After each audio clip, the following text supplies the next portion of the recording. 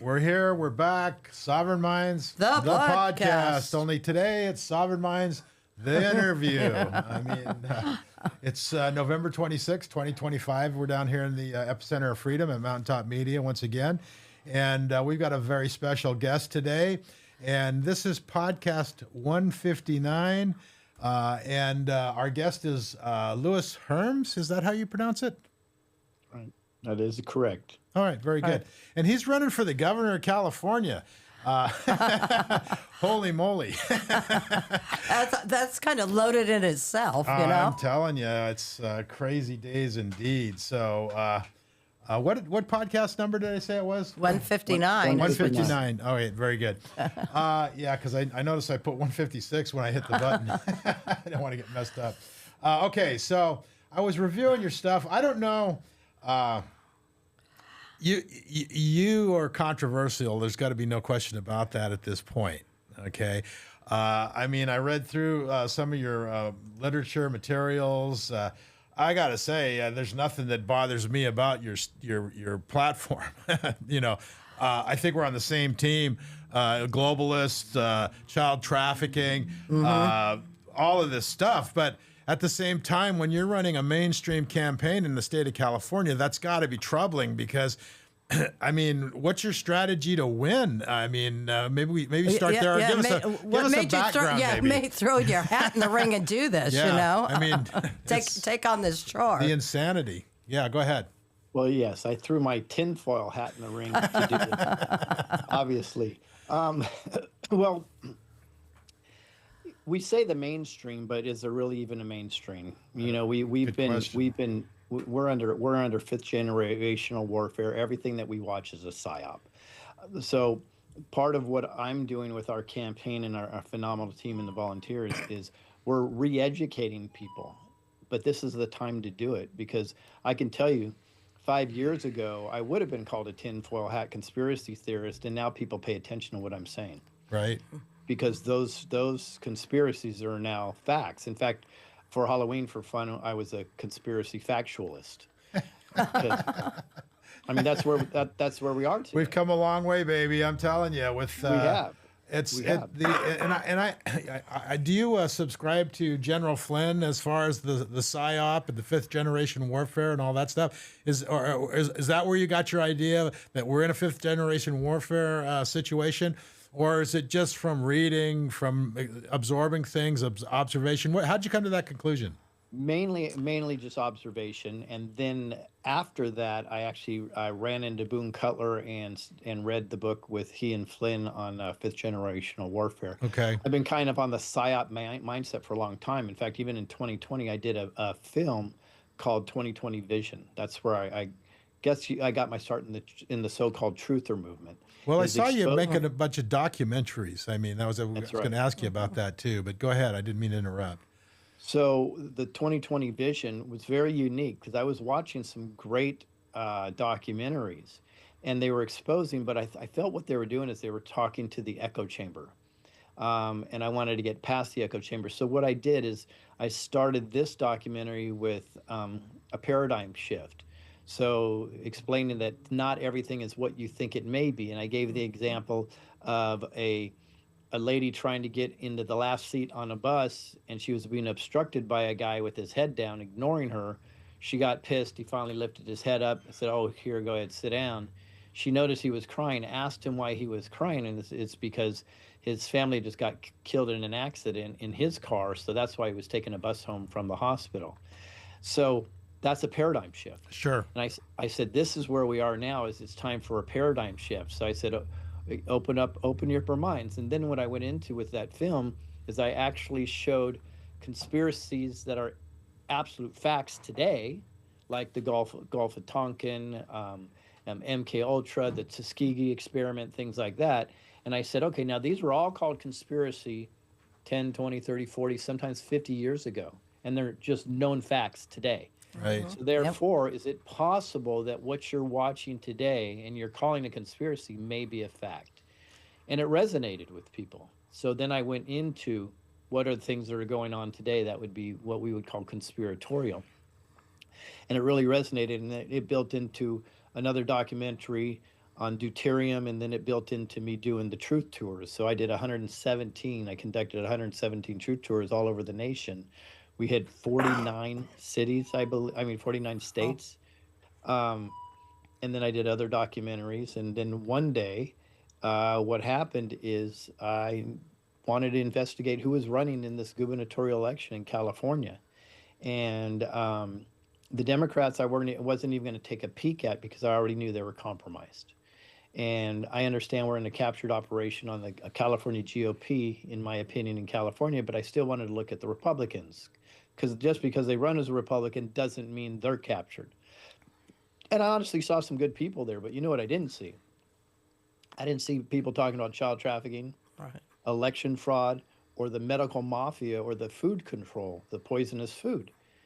And I was dumbfounded. So I said, Lord, what do I need to do? And I knew the answer was going to come back, do another documentary, go on tour all through California, wake people up. And that's not the answer I got. It was, you're running for governor. So, do you think, is there a place that everybody can go to watch those documentaries? Is there a place? Yeah. So my website is pretty well known. It's called screwbiggov.com. In fact, it's so funny. I've been told that maybe I should have run as Screw Big Gov, because I'm very well known as that, and lesser known as my name, Louis Herms. So maybe I should have just changed my name. But anyways, it's screwbiggov.com. And then all the documentaries and everything else that I've done over the years will be right there on that website. And they'll tell you there's so much to unpack from just what you just said. I mean, big pharma, big food. We've been doing podcasts, and we had a radio show for about 15 years ago. We started on all this stuff, and as time went by, we went from the tinfoil hat arena as well into maybe there's something to this stuff, and to now there actually is truth out there. There is truth out there, but I'll tell you what, it's hard to find. And my biggest issue with your campaign is, how do you achieve actually getting into the capital at the state as the governor? Because there are a lot of forces working. Do you have a strategy for raising money? I mean, what's your strategy to get there? Because this is a tough road to hoe at this point. These guys are powerful. It's a fantastic question. So I'll kind of reverse engineer it for you a little bit. So I was just in the middle of the showdown, which is the debate against 13. There's 13 total candidates on stage. Pretty much everybody that's conservative except Chad Bianco showed up. And I'll say this based on what I was told. I was told that I won the debate, that our messaging won the debate, and it was a landslide from what I'm told. You'd have to ask other people independently that. I know my performance was good because I understood the information, and I'm extremely authentic. And that's where we are right now. There is an actual craving for authenticity right now. And this is our wheelhouse. So the path to victory is still tough because there's a lot of election fraud. But here's what we have. I'm an NPP candidate, which is a non-political party candidate or independent, right? Because I understood that the California GOP is a captured operation, and therefore they will never support me because I'm talking bad about the establishment. But let's go back 250 years to John Adams, George Washington, Thomas Jefferson, all indicated that the death of America will be a two-party system. Because it can be controlled, it can be divided, and it will conquer us. Well, that's the whole thing that's going on right now, period, is this is about dividing, keeping everybody divided on whatever issue they can divide us with. It doesn't matter whether it's, racism, take your pick, keep everybody divided, because then what happens is we keep getting the same government. I agree. In fact, I did a comparison of Republicans, I'm not talking about the candidates, by the way. I'm not talking about the political structure. You're talking about the party in general. No, I'm talking about the people. People. The Republican people and the Democrat people, they resonate 85% of the time together. Oh, right. Yeah. No, I understand. 85% Do of you the think time. that? Do you think that's still happening under Trump?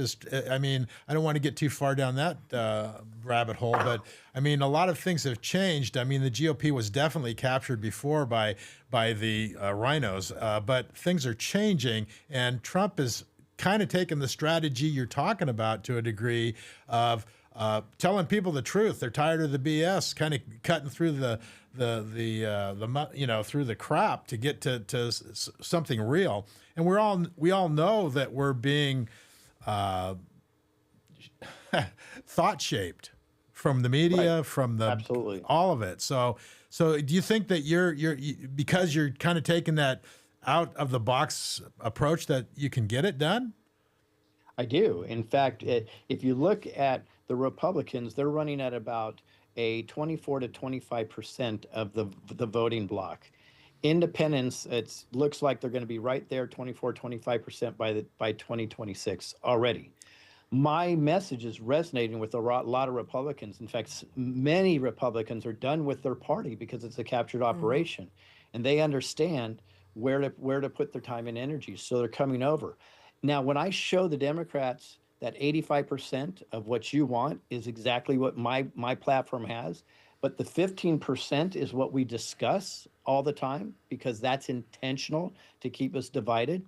It resonates with them. So I capture the independents, a nice portion of the Republicans and a small portion of the Democrats, and we won this. But here's the key: because we are authentic in our campaign, and because I'm the only one that's willing to speak to the people directly on issues that nobody else does, we're going to have a higher turnout in the midterms than you've seen before, because generally it's around 27%.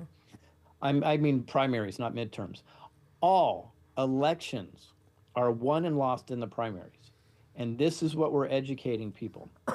What happens is the deep state apparatus spends all of their time, all of it, focusing on the rhino, the Republican name only. Why? Because they already captured the Democrat. So now they have to get that other side of the coin. So they focus all their time in the primaries.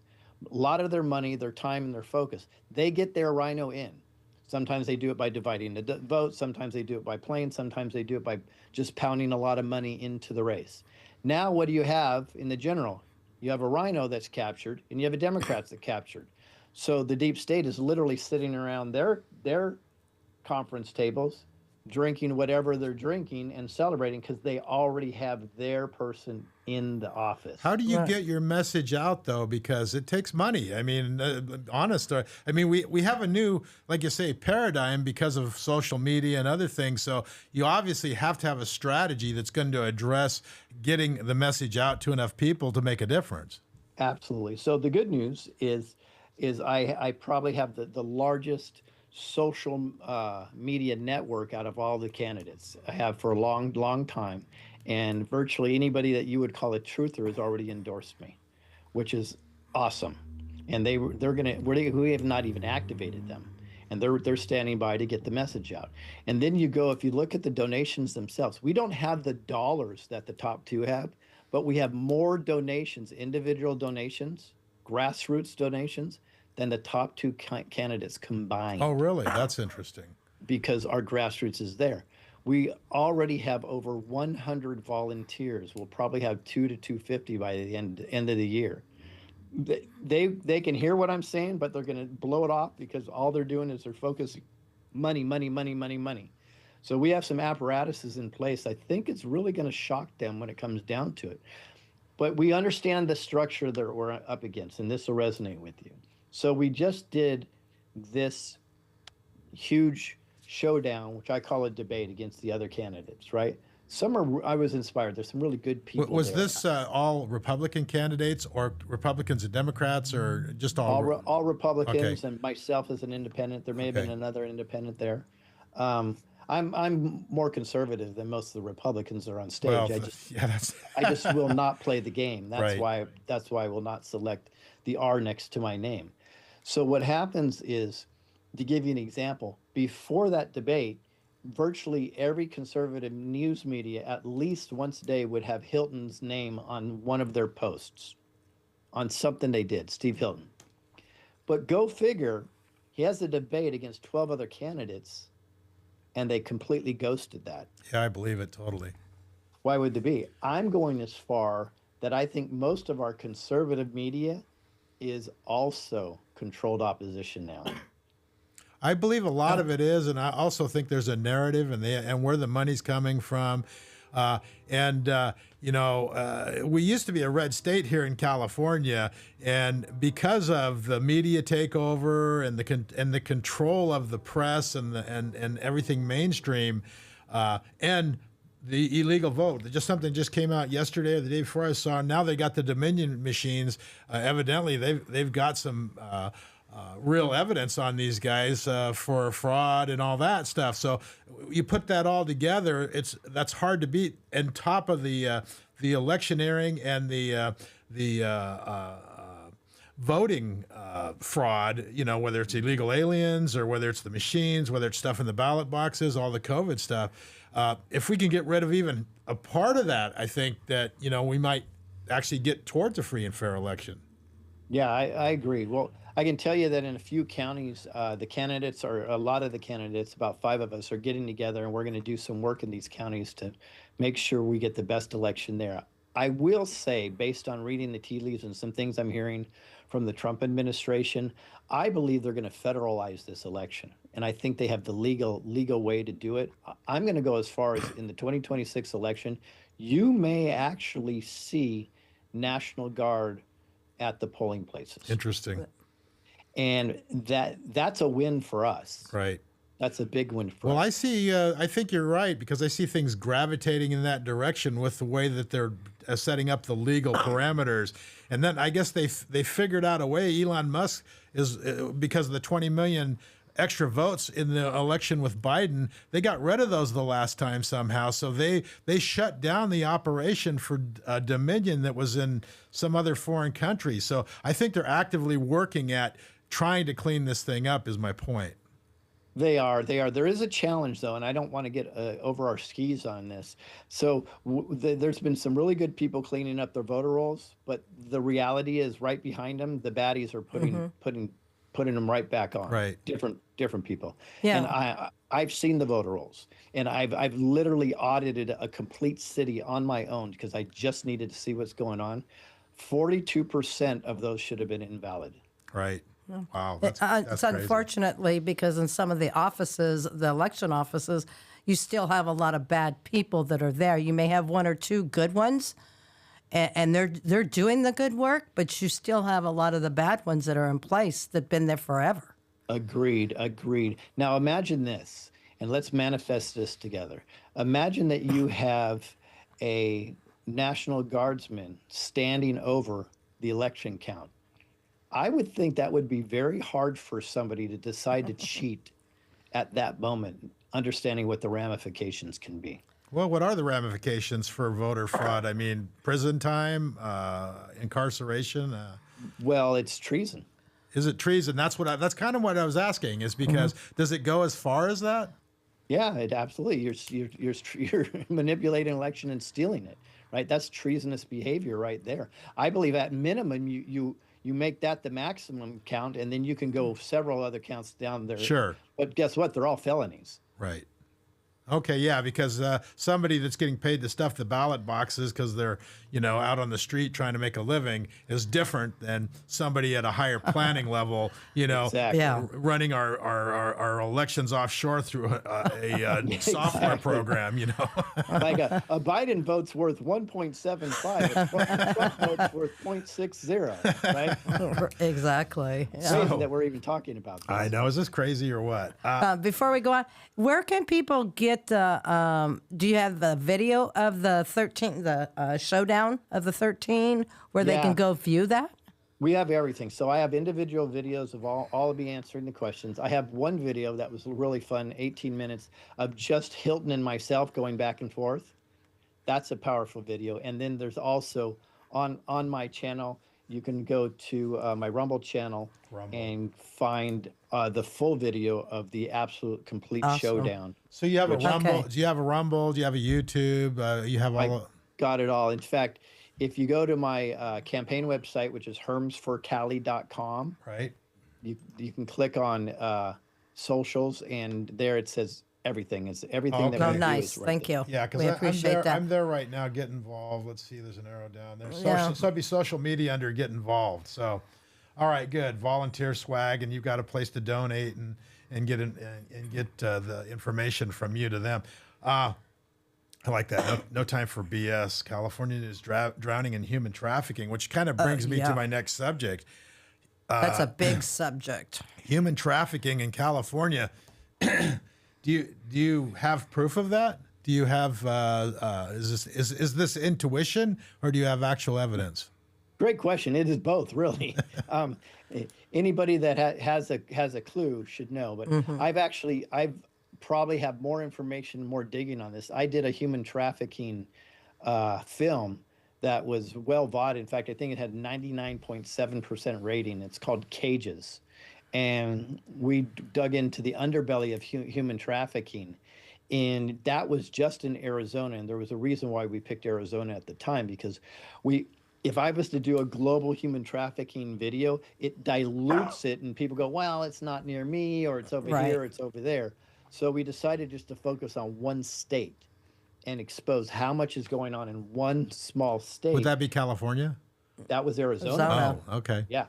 And the reason why we did that is because now people could pay attention. So I'll give you some numbers.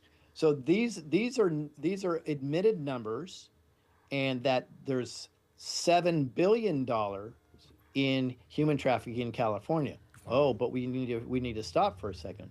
The UN, which I don't trust, even said that probably human trafficking is only reported at a rate of 5% maximum. Wow. So that would mean that $7 billion is 20 times higher in California, which would be $140 billion. See, Now, we get should this. attach.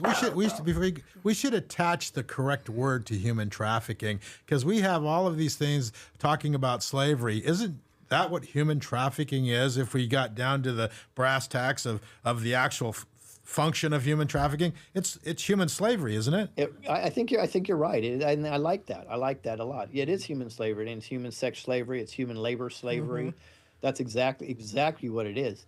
It goes even farther, though. If you were to see the investigation that we're doing into CPS in California, it would just knock your socks off. It is actually, it's subsidized by our taxpayers' money, and it's subsidized by Fortune 1000 companies. It's subsidized by these major law firms are actually buying real estate and turning it over to the cartel, and the cartel are running the trafficking. Wow.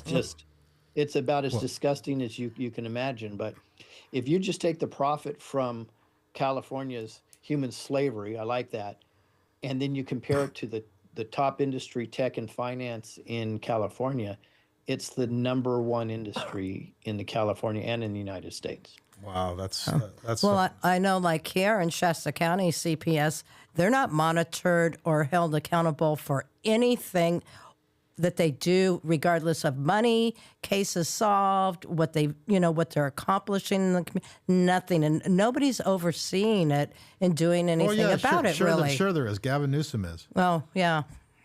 Well, yeah, it's interesting because he's impeded a lot of trafficking issues. Actually, there's evidence that he's impeded. He's come down and said, "Oh, we can do this. We can do this. We can't do this. Stop oversight on CPS." Are you kidding me?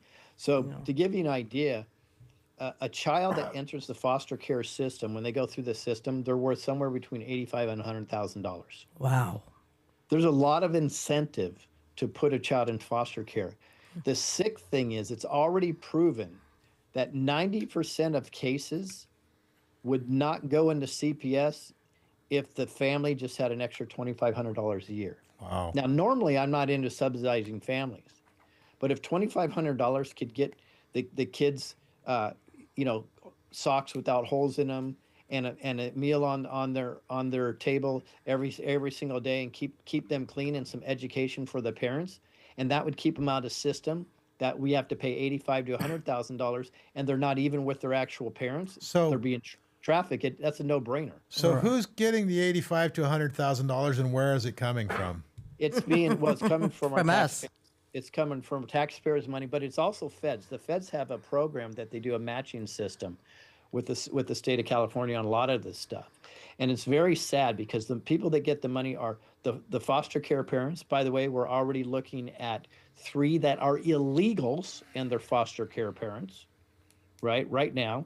The system gets it, meaning the attorneys that are involved and get it, and the re-education camps get it. There's a lot of places that get this money, and it is the deepest, darkest a cesspool that you can possibly imagine, and it's just a money thing. It goes round and round and round. What I see is the NGOs probably involved in it as well, because they're getting money for each one of these things. And what I notice is that they have a staff of 100 for every one person that they're actually supposedly helping. Yeah, it's all just to pay. It's all payoffs.